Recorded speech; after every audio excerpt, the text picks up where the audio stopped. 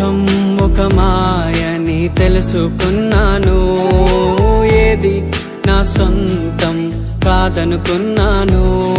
ఈ లోకం ఒక మాయని తెలుసుకున్నాను, ఏది నా సొంతం కాదనుకున్నాను.